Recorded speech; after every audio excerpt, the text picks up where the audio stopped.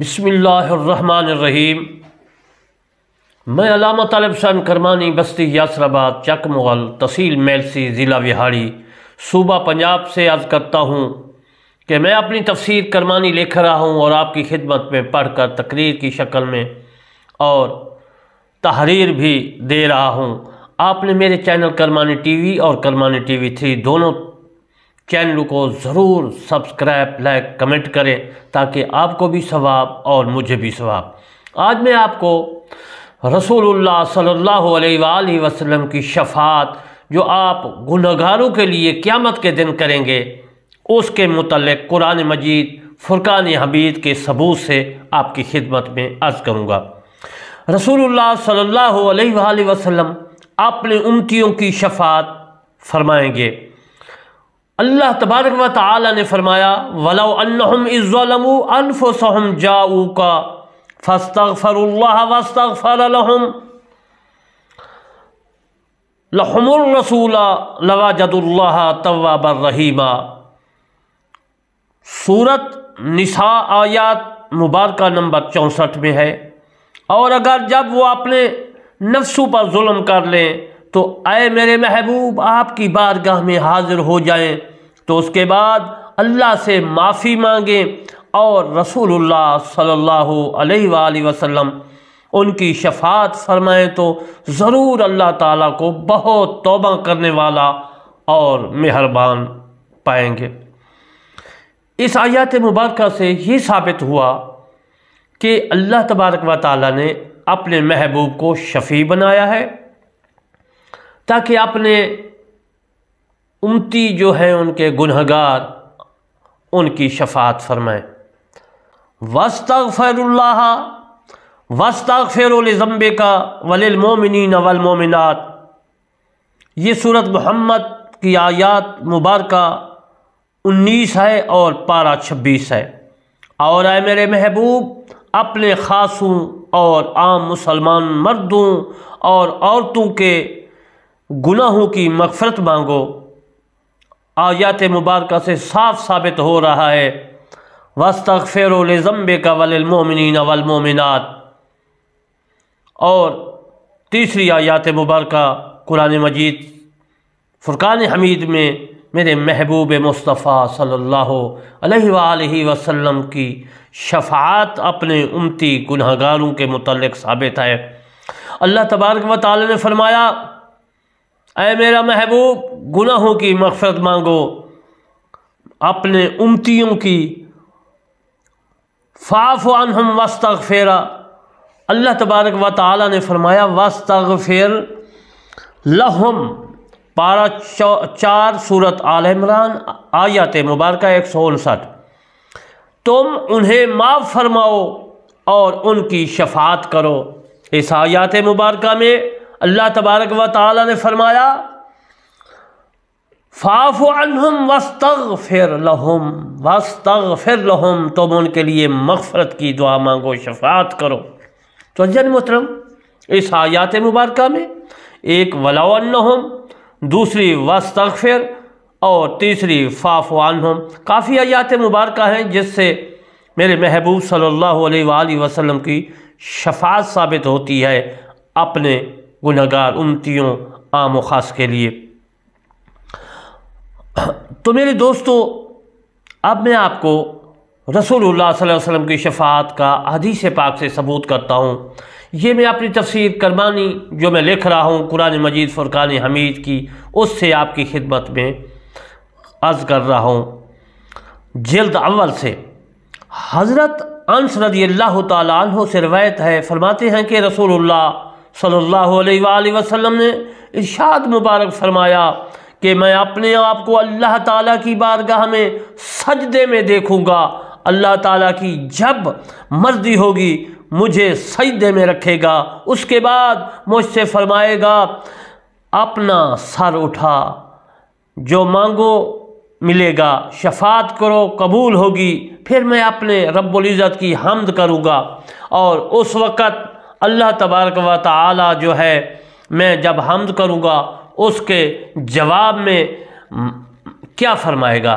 رب العزت مجھے تعلیم فرمائے گا۔ میرے محبوب نے فرمایا پھر میں شفاعت فرماؤں گا، پھر میرے لیے ایک حد مقرر کی جائے گی، پھر میں گنہگاروں کو دوزخ سے باہر نکال کر بہت بہشت میں داخل کر دوں گا، پھر میں دوسرا سجدہ کروں گا، پھر شفاعت فرماؤں گا، حتیٰ کہ دوزخ میں صرف وہ لوگ رہ جائیں گے جن کو قرآن مجید فرقان حمید نے روک رکھا ہے۔ یعنی اللہ تبارک و تعالیٰ نے فرمایا کہ ان کو میں نہیں بخشوں گا، یعنی مشرک لوگ۔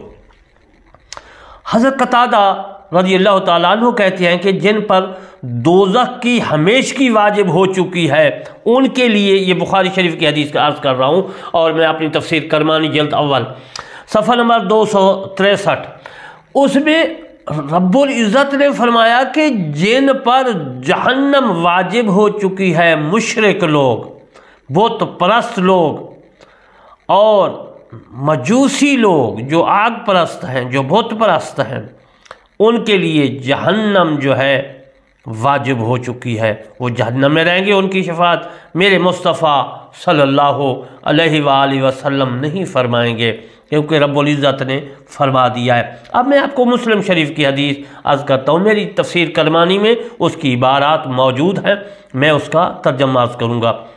حضرت جابر بن عبداللہ رضی اللہ تعالیٰ عنہ سے روایت ہے، فرماتے ہیں کہ رسول اللہ صلی اللہ علیہ وآلہ وسلم نے ارشاد مبارک فرمایا، مجھے 5 ایسی چیزیں عطا فرمائی گئی ہیں جو مجھ سے قبل پہلے کسی نبی کو نہیں دی گئی۔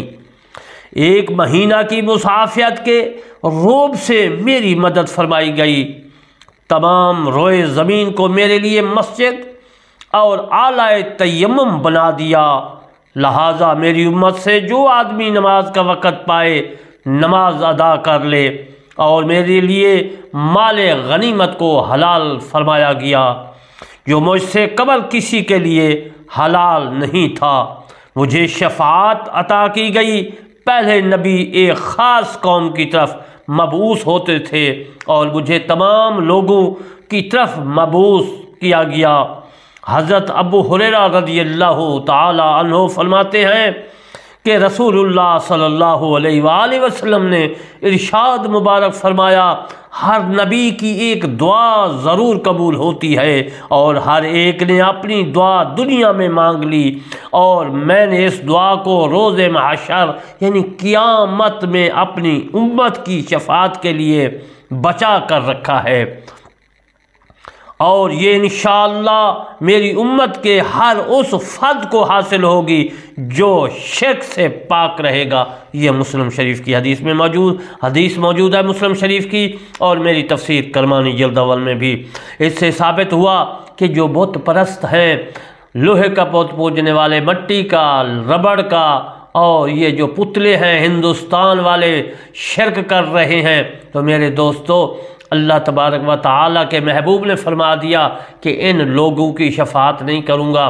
یعنی جو مشرک ہیں، کسی کی بھی پوجا پاٹ عبادت کرنے والے، میرا محبوب ان کی شفاعت نہیں کرے گا۔ میرے خدا نے فرما دیا ہے، میرے رب العزت نے فرما دیا ہے کہ سب سے بڑا ظلم جو ہے وہ شرک ہے۔ مشرک آدمی کے ساتھ کھانے سے بھی منع فرمایا گیا ہے۔ میرے دوستو، اب میں آپ کو بخاری شریف کی وہ حدیث عرض کرتا ہوں کہ حضرت ابو ہریرہ رضی اللہ تعالی عنہ روایت کرتے ہیں کہ میرے مصطفیٰ صلی اللہ علیہ وآلہ وسلم نے ارشاد مبارک فرمایا کہ روز محشر میں میری شفاعت حاصل کرنے میں سب سے زیادہ آدمی کامیاب ہوگا، وہ ہوگا جس نے خلوص دل سے کلمہ پڑھا، یعنی کلمہ لا الہ الا اللہ محمد رسول اللہ واشہد ان لا الہ الا اللہ وحدہ لا شریک لہ واشہد ان محمدا عبدہ ورسولہ پڑھا ہوگا۔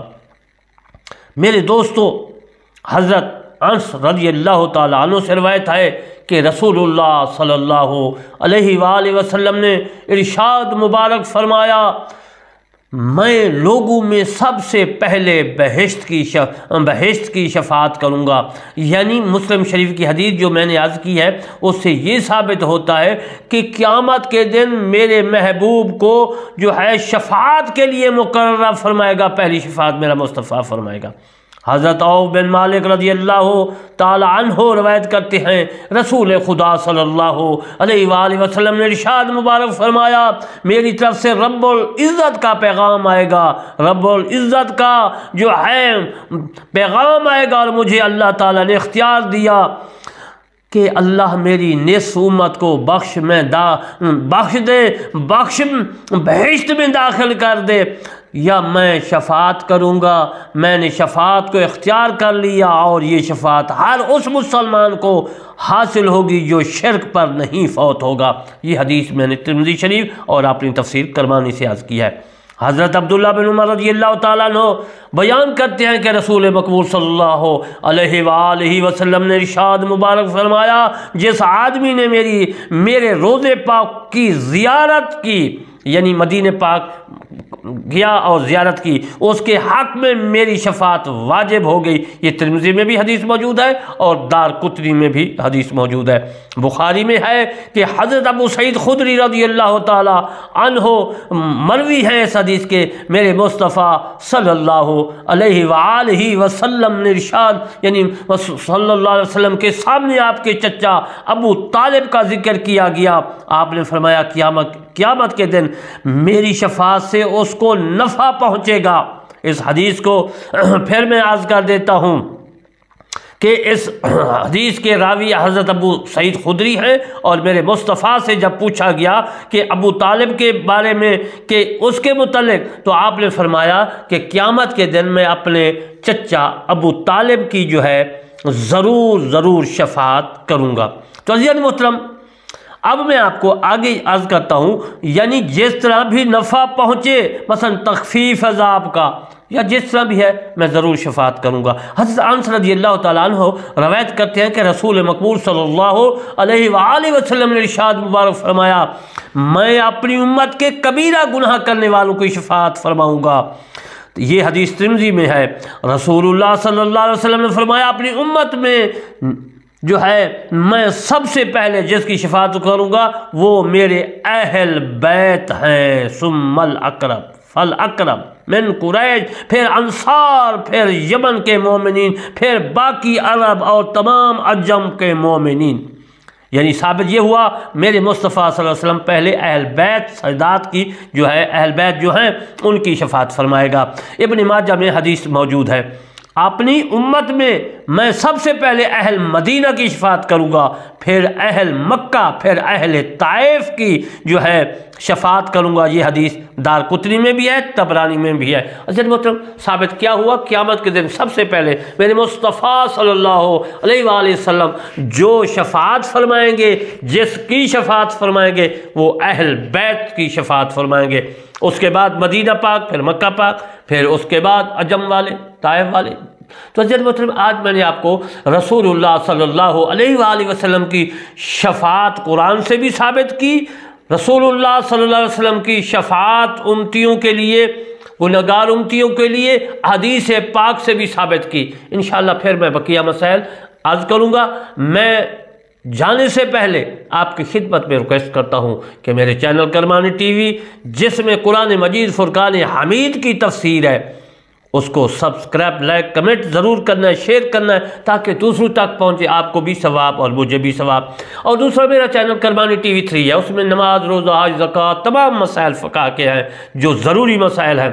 عزیزان محترم، میرا مشن، میرا سوچ وچار یہ ہے کہ پوری دنیا میں قرآن پھیلے، مصطفیٰ صلی اللہ علیہ وسلم کا فرمان پھیلے، اور رحمان کا کلام پھیلے۔ وما علینا الا البلاغ المبین۔